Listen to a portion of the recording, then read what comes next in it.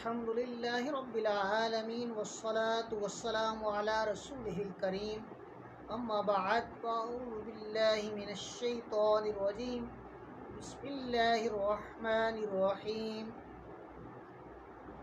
آج ہم نے سورۃ البقرہ کی آیت نمبر 7 پڑھنی ہے اور اس کا ترجمہ اور تفسیر پڑھنا ہے۔ بسم اللہ الرحمن الرحیم۔ ختم اللہ علی قلوبہم وعلی سمعہم وعلی ابصارہم غشاوہ وَلَهُمْ عَذَابٌ عَظِيمٌ۔ ختم مہر کر دی اللہ نے قلوبی دلوں پر، ہم ان کے، و اور علی اوپر، سمعی کانوں کے، و اور علی اوپر، ابصاری آنکھوں، ہم ان کی، غشاوہ پردہ ہے، و اور لا واسطے، ہم ان کے، عذاب عذاب ہے، عظیم بڑا۔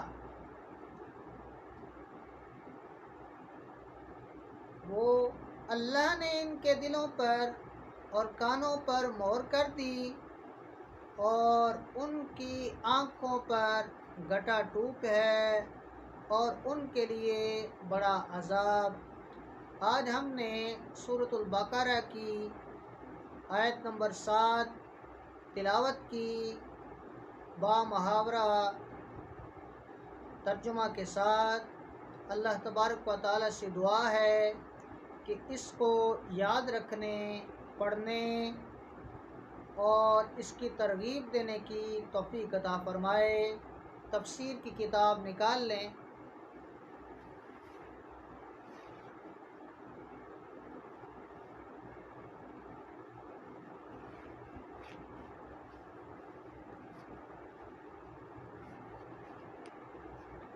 تفسیر کی کتاب میں ہم نے قرآن مجید کا مختصر تعارف، قرآن عظیم کی عظمت، قرآن کریم کے فضائل، قرآن حکیم کے مقاصد، قرآن پاک کے آداب، قرآن شریف تلاوت کرنے اور پڑھانے کے فضائل، قرآن مجید حفظ کرنے کے فضائل، تلاوت قرآن کے آداب بیان کیے۔ آج ہم نے جمع قرآن پاک کا تاریخی پس منظر جو ہے وہ بیان کرنا ہے۔ صفحہ نمبر 23 نکال لیں۔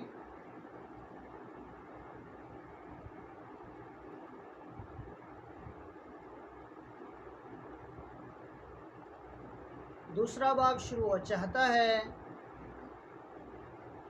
حقیقی طور پر قرآن عظیم کو جمع فرمانے والا اللہ تعالی ہے۔ چنانچہ ارشاد باری تعالی ہے، ان علینا جمعہ وقرآنہ۔ سورۃ القیامہ کی آیت نمبر 17 میں ترجمہ کنز العرفان۔ بے شک اس کا جمع کرنا اور اس کا پڑھنا ہمارے ذمہ ہے۔ حضور سید المرسلین صلی اللہ تعالی علیہ وآلہ وسلم نے اپنے مقدس زمانہ میں اللہ تعالیٰ کے حکم سے حضرت جبرائیل علیہ السلام کے بیان کے مطابق قرآن مجید کو لوح محفوظ کی ترتیب کے مطابق صحابہ کرام کو بیان فرمایا، اور اس کی صورت یہ تھی کہ قرآن مجید 23 سال کے عرصہ میں حالات و واقعات کے حساب سے جدا جدا آیتیں ہو کر نازل ہوا۔ کسی صورت کی کچھ آیتیں نازل ہوتی، پھر دوسری صورت کی کچھ آیتیں اترتی، پھر پہلی صورت کی آیتیں نازل ہوتی، کسی صورت کی کچھ آیتیں نازل ہوتی، پھر دوسری صورت کی کچھ آیتیں اترتی، پھر پہلی صورت کی کچھ آیتیں نازل ہوتی۔ حضور پرنور صلی اللہ تعالی علیہ وآلہ وسلم ارشاد فرماتے ہیں کہ یہ آیات فلاں صورت کی ہیں، لہذا اسے فلاں آیت کے بعد اور فلاں آیت سے پہلے رکھا جائے۔ چنانچہ وہ آیات اسی صورت میں اور اسی جگہ پر رکھ دی جاتی۔ اسی ترتیب کے مطابق حضور اقدس صلی اللہ تعالی علیہ وآلہ وسلم اور آپ صلی اللہ علیہ وآلہ وسلم سے سن کر صحابہ کرام رضی اللہ تعالی عنہم نماز میں اور تلاوت کے دوران قرآن مجید پڑھتے۔ اس دور میں سارا قرآن عظیم کتابی شکل میں ایک جگہ جمع نہیں تھا، بلکہ صحابہ کرام رضی اللہ تعالی عنہم کے سینوں میں محفوظ تھا اور متفرق کاغذوں، پتھر کی تختیوں، بکری دمبے کی کھالوں، اونٹوں کے شانوں اور پسلیوں کی ہڈیوں وغیرہ پر لکھا ہوا تھا۔ جب حضرت صدیق اکبر رضی اللہ تعالی عنہ کے زمانہ میں نبوت کے جھوٹے دعوے دار ملعون مسلمہ کذاب سے جنگ ہوئی تو اس میں بہت سے حفاظ کرام رضی اللہ تعالی عنہم شہید ہو گئے۔ امیر المؤمنین حضرت عمر فاروق رضی اللہ تعالی عنہ نے خلیفہ اول حضرت ابوبکر صدیق رضی اللہ تعالی عنہ کی بارگاہ میں حاضر ہو کر گزارش کی کہ اس لڑائی میں بہت سے وہ صحابہ کرام رضی اللہ تعالی عنہم شہید ہو گئے جن کے سینوں میں قرآن عظیم تھا۔ اگر اسی طرح جہادوں میں حفاظ کرام صحابہ کرام رضی اللہ تعالی عنہم شہید ہوتے گئے اور قرآن عظیم کو ایک جگہ جمع نہ کیا گیا تو قرآن مجید کا بہت سا حصہ مسلمانوں کے ہاتھوں سے جاتے رہنے کا اندیشہ ہے۔ میری رائے یہ ہے کہ آپ اس کا حکم دیں کہ قرآن مجید کی سب صورتیں ایک جگہ جمع کی جائیں۔ حضرت ابوبکر صدیق رضی اللہ تعالی عنہ نے فرمایا، جو کام حضور اقدس صلی اللہ علیہ وآلہ وسلم نے نہ کیا وہ ہم کیسے کریں؟ حضرت عمر فاروق رضی اللہ تعالی عنہ نے عرض کی، اگرچہ حضور صلی اللہ تعالی علیہ وسلم نے یہ کام نہ کیا، لیکن خدا کی قسم یہ کام بھلائی کا ہے۔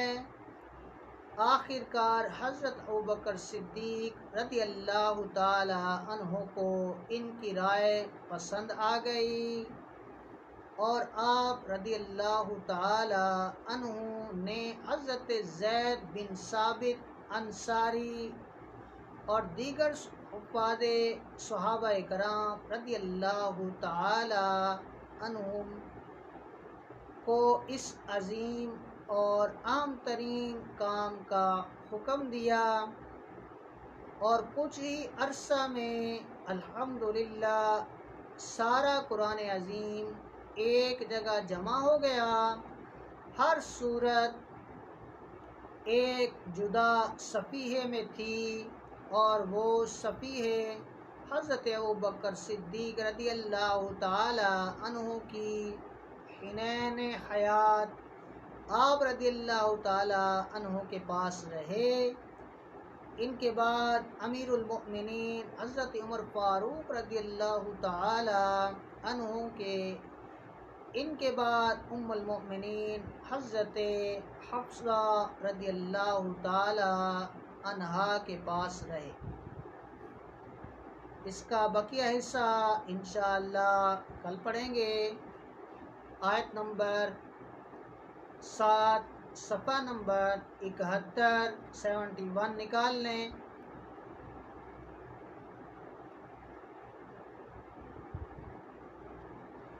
ख़तमल्लाहु अला क़ुलूबिहिम व अला समइहिम व अला अबसारिहिम गिशावतुन व लहुम अज़ाबुन अज़ीम। अल्लाह ने इनके दिलों पर और कानों पर मोहर कर दी और इनकी आंखों पर घटा टूट है और इनके लिए बड़ा अज़ाब। तर्जुमा कंजुल इरफान। अल्लाह ने इनके दिलों पर और कानों पर मोहर लगा दी है और इनकी आंखों पर पर्दा पड़ा हुआ है और इनके लिए बहुत बड़ा अज़ाब है। ख़तम अल्लाहु, अल्लाह ने मोहर लगा दी।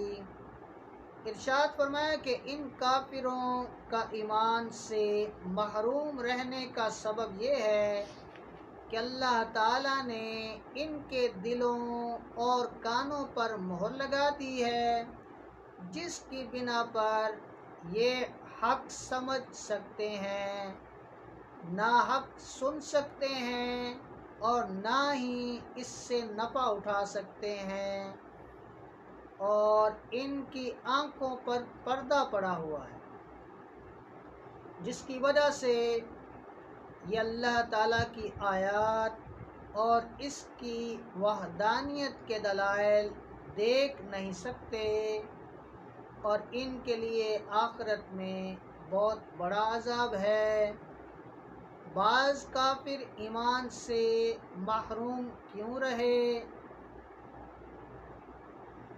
यहाँ ये बात याद रखें कि जो काफिर ईमान से महरूम रहे, इन पर हिदायत की राहें शुरू से बंद न थीं, वरना तो वो इस बात का बहाना बना सकते थे, बल्कि असल ये है कि इनके कुफ्र व अनाद, सरकशी व बेदीनी, हक की मुखालफत और अंबियाए कराम अलैहिमुस्सलातु वस्सलाम से अदावत को अंजाम देना।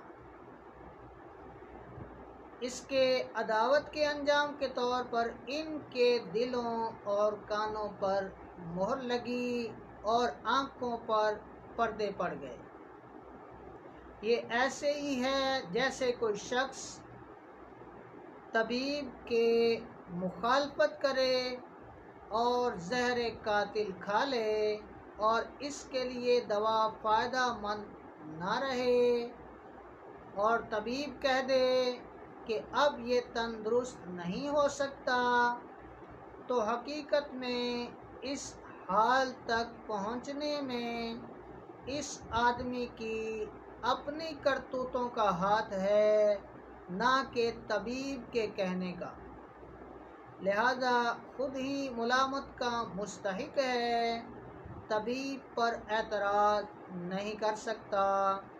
आज हमने कुरान करीम की आयत नंबर 7 तर्जुमा और तफसीर बा मुहावरा तर्जुमे के साथ पढ़ी। अल्लाह ताला और उसके रसूल सल्लल्लाहु अलैहि वसल्लम से दुआ है कि इसको समझने और इसको याद रखने और इसकी तरगीब देने की तौफीक अता फरमाए।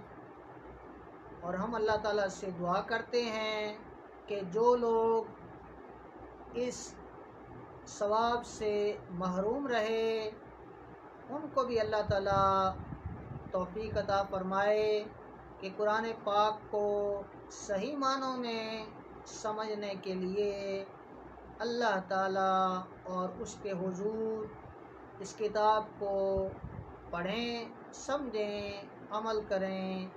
اللہ تبارک و تعالیٰ اس کوشش کو اپنی بارگاہ میں قبول فرمائے۔ السلام علیکم ورحمۃ اللہ وبرکاتہ۔ آمین بجاہ النبی الکریم۔